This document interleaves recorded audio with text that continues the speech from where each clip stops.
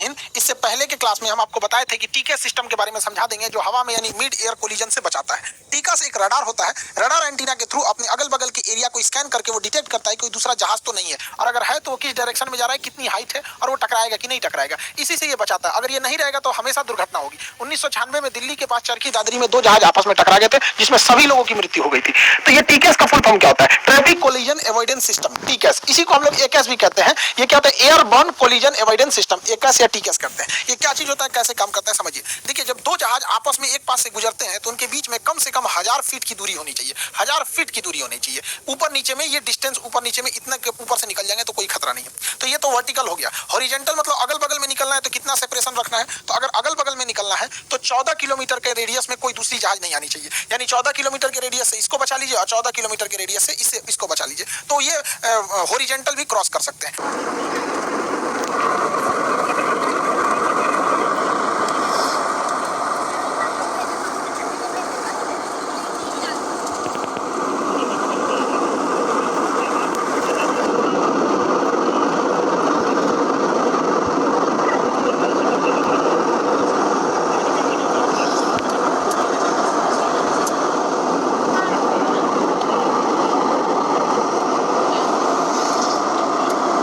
TCAS इसी distance को maintain रखने में हेल्प करता है। अगर ये रेडियस कम होगा तो वार्निंग देने लगेगा, अगर ये पास आने लगेंगे तो दोनों प्लेन को वार्निंग देने लगता है टीकेस सिस्टम। अब ये कैसे काम करता है उसको एक एक करके समझते हैं। टीकेस का एंटीना जो होता है वो ये एस बैंड वेव को छोड़ता है। TCAS antenna S band wave को छोड़ता है। इस पे लिखा होता है डू नॉट बेंड, बेंड नहीं कीजिएगा वरना वेव ही नहीं निकल पाएगा इसको। ये ऊपर नीचे भी स्कैन करता है, इसलिए फ्यूजलार्ज के ऊपर और नीचे दो एंटीना लगाया जाता है। फ्यूजलार्ज जहाज के मेन हिस्सा को फ्यूजलार्ज कहते हैं, जिसमें पायलट और पूरे पैसेंजर बैठे रहते हैं। वो पूरा का पूरा हिस्सा हो गया फ्यूजलार्ज हो गया, और ये विंग्स हो गया, पीछे स्टेबलाइजर हो जाते हैं। पूरे जहाज में यही सिस्टम होता है। तो दो ठो लगे होते हैं, एक फ्यूजलार्ज के ऊपर जो ऊपर के एरिया को स्कैन करता है, एक फ्यूजलार्ज के नीचे जो नीचे के टोटल एरिया को स्कैन करते रहता है।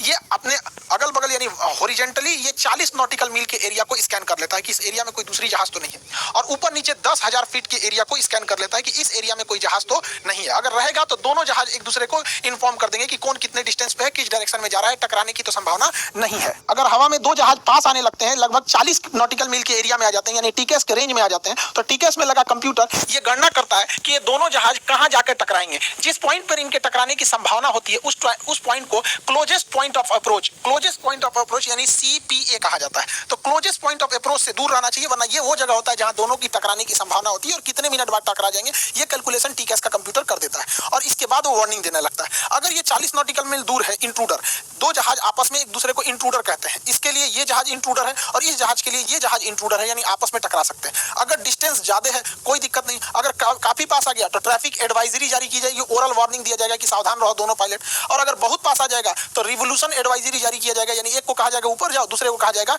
नीचे जाओ। यानी ट्रैफिक एडवाइजरी और रिवोल्यूशन एडवाइजरी ये दोनों कब होता है? अगर बहुत पास आ गया तो रिजोल्यूशन एडवाइजरी जारी की जाएगी, थोड़ा दूर है तो ट्रैफिक एडवाइजरी जारी की जाएगी। अब इसमें समझते हैं। देखिए, ये ट्रायंगुलर शेप है, ये जहाज है जिसके अंदर ये टीका सिस्टम लगा हुआ है, और ये इसके लिए इंट्रूडर है। इंट्रूडर यहाँ डायमंड शेप में बना है, खोखला है, इसका मतलब ये 40 नॉटिकल मील से दूर है, यानी इससे डरने की कोई जरूरत नहीं है। खोखला डायमंड मतलब 40 नॉटिकल मील से दूर है।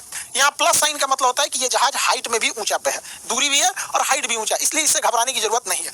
लेकिन भाई उसको किधर जाना है इसको थोड़ी पता है, इसलिए उस पर ध्यान रखना भी जरूरी होता है यहाँ पर। अब देखिए, यहाँ पर ये इंट्रूडर जो है, इसका तो जो डायमंड था वो पूरा भर गया, कलर्ड हो गया, इसका मतलब ये पास आ चुका है और 6 नॉटिकल मील के पास आ चुका है, यानी इससे जुड़ा कुछ ना कुछ तांडव करने वाला, इससे बचने की जरूरत है। और माइनस दिखा रहा है, इसका मतलब पास है लेकिन नीचे है, पास में आ चुका है लेकिन हाइट नीचे है। तो कोई ससुरा कोई ठीक है उठा दिया तो टकरा जाएगा नहीं यहाँ पे, इसलिए इस पर थोड़ा ध्यान रखा जाता है, क्योंकि ये काफी पास आ चुका है यहाँ पे 6 नॉटिकल मील। माइनस साइन ये दिखा रहा है कि वो हमसे नीचे है। अब अगर देखते हैं ले ससुराई, तो एम्बर कलर का हो गया, यानी ऑरेंज और येलो का मिक्स, तो एम्बर कलर का हो गया, इसका मतलब ये 6 नॉटिकल मील से भी पास आ चुका है। अब इससे बहुत खतरा हो सकता है। ये 6 नॉटिकल मील के पास आ चुका है और इतना पास आ गया है कि अगले 45 सेकंड में ये हमारे पास आ सकता है। 45 सेकंड में हमारे पास आ सकता है। अभी ये प्लस साइन दिखा रहा है, प्लस साइन का मतलब ये है कि ये जहाज जो इंट्रूडर है हमसे हाइट पर है और 45 सेकंड की दूरी पर है, 6 नॉटिकल मील से कम दूरी है। प्लस साइन ये दिखा रहा है कि अभी ये हाइट पे है, लेकिन दिक्कत ये क्या है कि इसमें एक नीचे की ओर तीर बना है, यानी हाइट पर है लेकिन उस ससुरा नीचे की ओर आ रहा है। इसका मतलब कोलिजन की संभावना बढ़ गई और यह कोलिजन 45 सेकंड के अंदर हो सकता है। इस कंडीशन में यहाँ ट्रैफिक लिख के आता है, जिसे टीए बोलते हैं, और ओरल वार्निंग दिया जाता है कि अब सावधान होइए, कोई ना कोई आपको एक्शन लेना होगा, वरना 45 सेकंड के अंदर कोलिजन हो जाएगा। और अगर अगर यही रेड कलर में कन्वर्ट हो गया, रेड कलर मतलब अब एकदम खतरनाक कंडीशन हो गया है, वो 6 नॉटिकल मील से भी एकदम पास आ चुका है और अगले 25 सेकंड में कोलिजन हो जाएगा। 25 सेकंड में कोलिजन हो जाएगा। अब एकदम रेडी रहिए। इस कंडीशन में टीका सिस्टम रेजोल्यूशन एडवाइजरी जारी करेगा, यानी अब आपको वार्न नहीं करेगा, आपको एक्शन लेने के लिए कहेगा। किसी एक को कहेगा ऊपर जाओ और दूसरे को कहेगा नीचे जाओ, एक को ऊपर एक को नीचे जाने को कहेगा। टीका सिस्टम अगर एक को कहता है कि तुम ऊपर जाओ तो ठीक इसी समय इसका टीका सिस्टम इसको कहता है नीचे जाओ। इसमें पायलट को कंफ्यूज होने की जरूरत नहीं रहती है, वरना अगर ऐसे रेडियो में बात करते भाई तू ऊपर जाओ तू नीचे जाओ, सोचा 25 सेकंड टाइम है, दूसरे लड़ा लेगा अपना यहाँ पे। इसलिए डायरेक्ट ये इसको अगर बता दिया कि ऊपर जाओ तो कंफर्म इसका अपोजिट इसको बताएगा नीचे जाओ। जिसको बोलता है ऊपर जाओ उसके ऊपर इस टाइप का शेप बनता है। ये जो नेविगेशन डिस्प्ले है यहाँ पे तो वार्निंग देगा, और ये प्राइमरी फ्लाइट डिस्प्ले पीएफडी इस पे जो बताता है इस शेप में बन जाएगा, यानी इसको क्लाइम करना है, इसको क्लाइम करना है। आपने भी देखा होगा कि कुछ स्टूडेंट्स ऐसे होते हैं जिन्हें पढ़ने के साथ साथ पढ़ाने में भी मजा आता है, यानी इसको क्लाइम करना है, इसको क्लाइम करना है। और जिसको नीचे जाना है उसमें इस शेप की आकृति बनेगी, यानी इसे डिसेंट करना है, डिसेंट नीचे जाना है। और ताकि दोनों के बीच में एक सेफ डिस्टेंस बना के सेपरेशन किया जा सके। जब ये सेफ डिस्टेंस बना के चले जाते हैं तो इसके पास से सारी डायमंड शेप हट जाते हैं, इसका पूरा नेविगेशन डिस्प्ले क्लियर हो जाता है। इसका मतलब इसके नेविगेशन डिस्प्ले में अब कोई दिक्कत नहीं है। इसको जितनी हाइट पे एयर ट्रैफिक कंट्रोलर ने बोला था और जिस रास्ते पे बोला था अब ये उस रास्ते पे जा सकता है, इसके पास कोई ट्रैफिक नहीं है। और एक ओरल वार्निंग आती है क्लियर कॉन्फ्लिक्ट करके।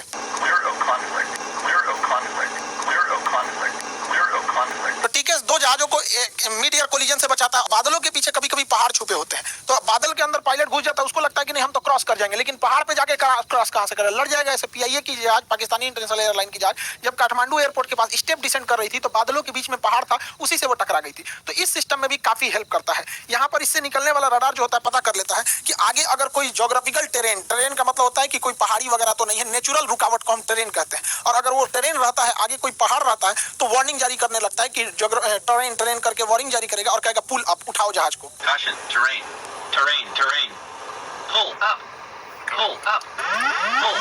इस प्रकार ये किसी भी पहाड़ पर्वत से भी टकराने से रोक लेता है। जब टीके सिस्टम नहीं था तो जहाजों में टकराने की संभावना बहुत थी, और ऐसा नहीं है कि पहले जहाज हवा में टकराए नहीं है, बहुत सारे जहाज टकराए, चाहे वो डीएचएल की जहाज हो या सेस्ना हो, पैसेंजर जहाज से टकरा गई, या भारत के चरखी दादरी यानी दिल्ली के पास जहाज टकरा गई। पहले क्या होता था कि पायलट के पास टीके सिस्टम नहीं होता था, तो जो एयर ट्रैफिक कंट्रोलर होता था एटीसी, इसके रडार में दिखता था कि दो जहाजें आपस में पास तो आ गई हैं क्या। तब ये एगो को कहता था तुम ऊपर जाओ जी, तुम नीचे जाओ। अब इसी में देर हो जाता था, कौन ऊपर जाओ कौन नीचे जाओ, इसी में टकरा जाते थे। तो टीके सिस्टम का होना बहुत जरूरी है।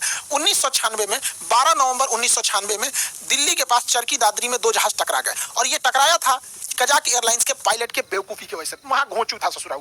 देखिए क्या है, दिल्ली एयरपोर्ट से एक जहाज उड़ान भरती है सऊदी एयरलाइंस, और ये उड़ान भरती है दिल्ली एयरपोर्ट से, और इसी समय दिल्ली एयरपोर्ट पे कजाकिस्तान से जहाज लैंड होने के लिए आ रहा होता है। उसका नंबर होता है कजाक एयरलाइन का 1907। तो ये दोनों आ रहे होते हैं।